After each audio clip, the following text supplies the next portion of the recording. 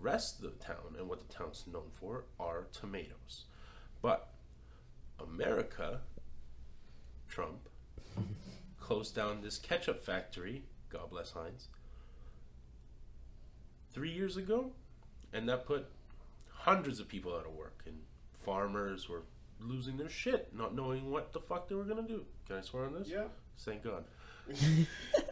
Not knowing what the fuck they were gonna do for the next season, for them, whatever. You know, they were contracted in. Contracts were lost. Money was lost. 100% money was lost. People lost houses. There were farms, factories. They shut down. Thank God for French's. What up, Canada? Mm-hmm. They opened up. They took over and they reopened up what is the Heinz ketchup factory plant in tomato capital of all of Canada. These LP licensed producer weed. They're moving in. They're going side by each. They're opening up greenhouse for weed right next to a greenhouse for tomatoes. That also now, instead of just doing 10 by 10 greenhouses of straight tomatoes, they're doing eggplants, they're doing peppers, they're doing hot peppers, they're branching out, cucumbers, you name it. They're hitting up farmers markets. I see them more in the St. Lawrence. I see them. I'm seeing them even in my big box brand. Yeah. No Frills, right? Mm-hmm. And God bless No Frills, because that's one of those ones that you can franchise out, right? Like you can franchise out any of these, and that's why they have that name in front of them, Bob's No Frills. You know, yeah. Kevin's No Frills, the Independent City Mart. That's just that's a grab at Loblaws, but that's a franchisee who's bought into the company that now has, you know, they've got to stock their shelves with the brand name good. But at the end of the day, they also have a little bit of say, and they're caring. Mm-hmm. They buying power. They want they got that buying power, that big box, but at the same time, they're still caring about that community. I live north side of Kensington Market. I love that place. Kensington Market just gets from the Ontario Food Terminal. Yeah. All these big boxes just get from the Ontario Food Terminal. These greenhouses, these small farms, they're still rolling the Ontario Food Terminal. Yeah. But then they hit up these summer markets, these spring markets. You meet these foragers, these little charcuterie makers, these cheese makers. I've connected with countless new vineyards. The wine's not that good, but the fact of the matter is that they're trying to get the word out. They're getting the message out, saying you don't have to buy carnivore red wine blend.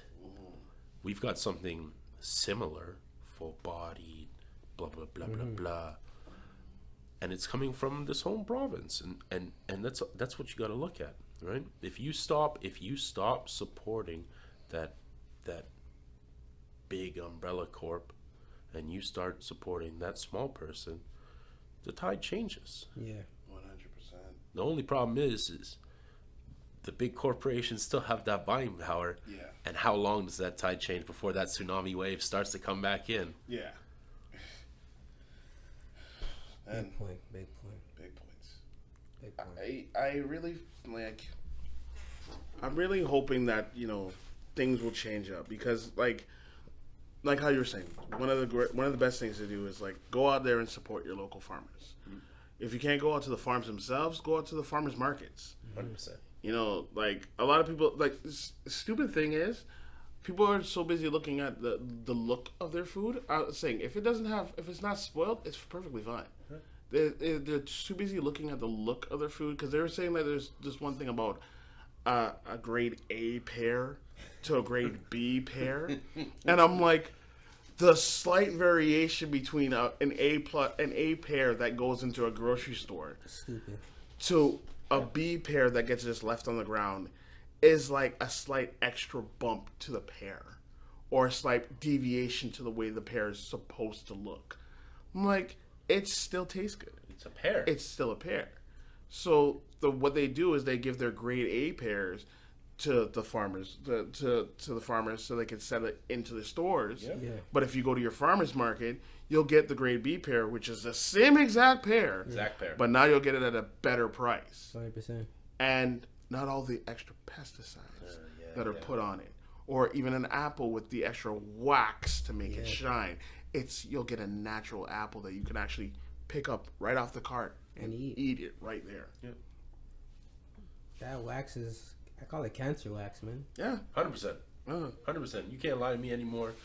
You can't lie to me anymore and tell me that it's paraffin wax, that they're putting on some natural wax anymore. No, they're just spraying that shit down with whatever they got in the back of the truck. Yeah. The hard part is, okay, so growing up, I became a young cook early in life, and I was fascinated by food. I've always been fascinated by food. Years ago, I ran a spot in Toronto, and we were dedicated to a cause, to a movement of healthier, conscious eating. You know, you weren't going to roll into this spot and sit down and have a 12-ounce steak, potatoes, salad. It wasn't the deal. The deal was you were going to get a balanced diet. It was basically like Canada's food guide now, 5 years ago. It was alternative. It was different protein. It was one of the first restaurants in the city to serve insects as an alternative protein. Oh wow! Right? Jeez. Something that North Americans were not accustomed to. Like cricket and stuff. Right? Cricket, cockroach, mealworm, super larva, you name it. It's high in protein, though. It's high in protein. For I mean, I wouldn't serve you a cockroach. Did I eat it? Did I eat it on my own to know for what was the facts? Absolutely. I sat down, and you can eat 100 grams of beef and walk away with something like 8 grams of protein, something like that. You eat 100 grams of cricket, you walk away with something like 80% pure protein. And then you feel fuller. Yeah. Right? This goes back to what I walked into when I first got into this conversation, right? You want to talk lean, you want to talk mean, you want to talk fighting machine. Take a trip to Asia. You don't see overweight. You don't see these people are living to 105, 110. You know, you don't see obesity. No. But on the food carts on the side of the road, they'll sell you a roasted scorpion. Why the fuck not? Yeah. You know, so there we had a strong connection with food. I had a green roof. We did all of our own edible flowers. We did all of our own edible garnishes. I had a sprout room, slaughtering our own animals, catching our own fish. The list goes on. But the big one to me was we work with one of Canada's, probably Ontario's largest organic farm, and there the deal was that if we planted the seed, if we started that crop, we would buy back from them, because I couldn't run a restaurant, cook, service, run a farm, pull plants 100%. all at the same time. But we took the group up, we dropped in the seed, we sowed the oats, and then we bought back from the farmer, cheapest Cheerios, what would be quote unquote imperfect product, the B grade product. Did it taste as good as the A? Hell, it tasted better, and that was the best part. It didn't look like an A grade. You know, I had apples that were round on one side and a little bit more flat on the other. I had carrots that crooked off to one way, bent. You know, I had cucumbers that didn't grow in a perfect line. They might have zigzagged a little bit, been fat at the top and skinny at the bottom. It didn't matter. Were they delicious? That was the point. Yeah. It was the small mimic to the food that we did. You know, we preserved a lot. We pickled. We fermented. We didn't waste anything. I would make a consommé of cucumber, right, and cold press juice it, turn it into a gazpacho, quote unquote, and then with the pulp, I would hit it with flaxseed and almond flour, a little bit of let's say oat groats, hand blended in house, spread it out, and then make a dehydrated version of a cracker. We call it a raw bread. Serve it with a house-made cultured cream butter and a house-made cultured, alternative butter, nut butter. And that was, we were just buying cultures, keeping them in the freezer, and then as we needed, you just kind of inoculate this batch. Long story short is that there was no waste. The point was is that you tried to use every little bit. It got to the point where my sprout room got so out of hand. I had a red worm farm that vegetable scraps we were feeding to. They were making liquid fertilizer. I wasn't using store-bought fertilizer. I had no need to. I go out and buy like topsoil, right? Fold it in, and then all of a sudden, what took me a week to do was I was doing 9 days, and it was amazing. Mother Nature's this beautiful thing, and when you respect it, the bounty that you reap from it is ridiculous. It's ridiculous at the end of the day. And I'm talking like the most delicious carrots, right? And like heirloom breeds, the most delicious tomatoes, heirloom breeds, and for like pennies on the dollar. When you go to a store, you get it from your wholesaler, it's gonna cost you $1.50, $2.99, 85 cents. 55 cents. I bought potatoes. I'm like the king of potatoes. But I bought potatoes, okay? We brought in a metric ton, okay, of banana fingerling potatoes for 28 cents a pound. 28 cents. Okay? That's like big box wholesale prices. Feeding a little small army, man. I was literally, and all I did was age them. I put them in a cooler, a deozonated cooler, and I bought them in April. I didn't use them until January. And if you know anything about aging food, aging starch, is that the longer you hold on to starch, the sweeter that thing gets. Starch turns to sugar, and all of a sudden these like delicious potatoes were like, holy shit. This is we made this. Yeah. We literally made this in the soil with time, and the only issue is that they just weren't pretty enough. Yeah. But I'd take it. I'd serve it. Yeah. You trim it down. You cut it. You can take something that's imperfect. Yeah. And use a little bit of studio magic, and make it a little bit perfect. 100%. 100%. As people nowadays, they don't want to put the hard work in. It's just gimme, or it's not up to my standards. Off you go. Pass. Send me an IG model that has 100 it has 100 pictures and 1.5 million followers. That's it. And doesn't follow nobody. No. I want that. Yeah. Where's the work in that? It's none. There's no reward. It's no reward. It's empty. Yeah. And that's the issue is that if you don't seek the fulfillment in things, what's the point? And that goes with everything in life. Absolutely. I mean, if you don't enjoy your job currently, find one that you do. Yeah. Right? Exactly. Explore. You shouldn't be afraid of change. You should be able to embrace it. You should be allowed to try new things. You should be allowed to keep a pinky toe in the pool.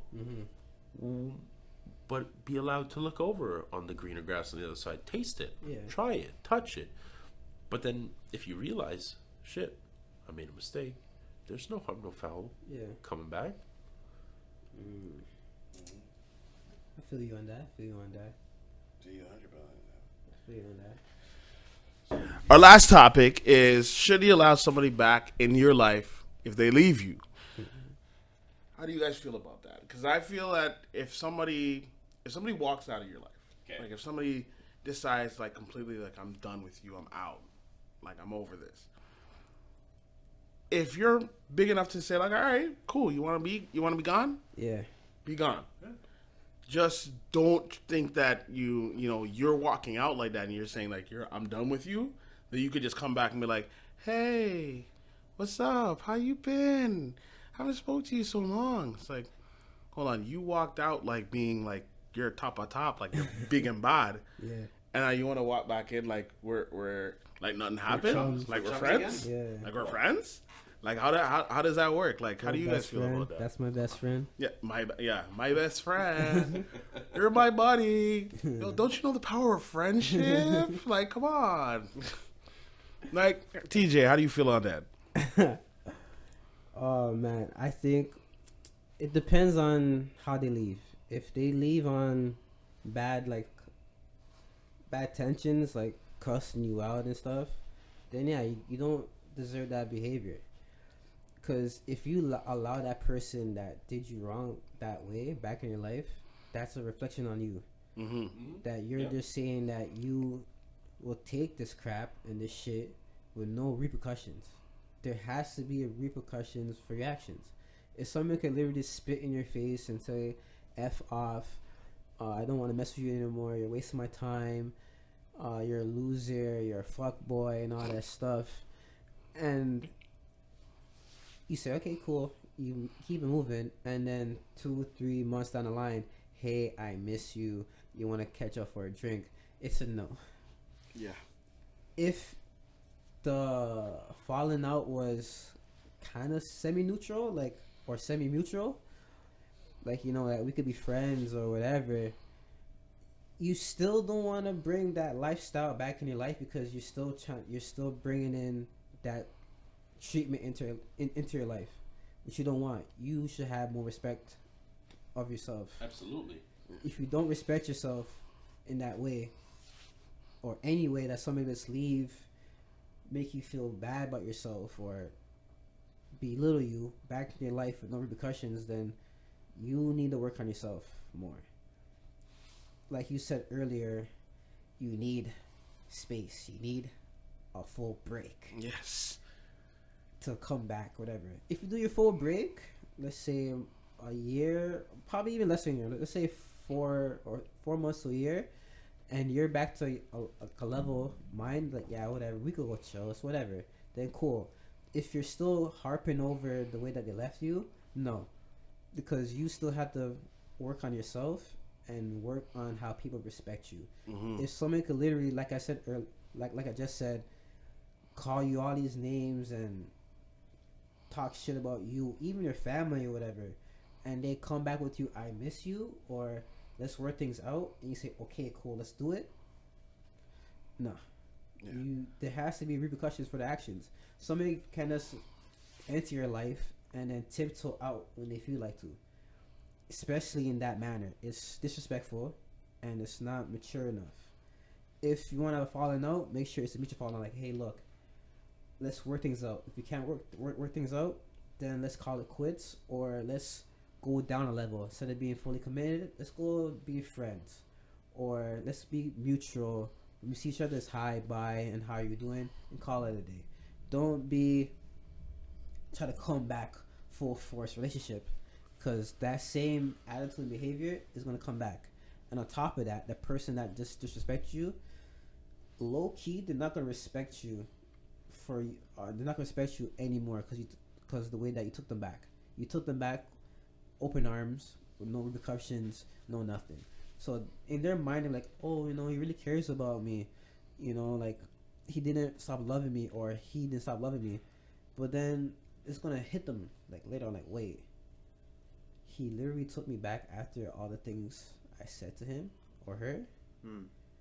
I can't respect this person. I can't have this person as a partner. Like, where's the backbone? Where's the fighting back? Like, you need to express yourself. If he's gonna take me back like that, I'll probably do this every time we have a fight, or I feel bored of you, or if the grass isn't greener on the other side. I'm gonna keep on doing this to you until I find something better.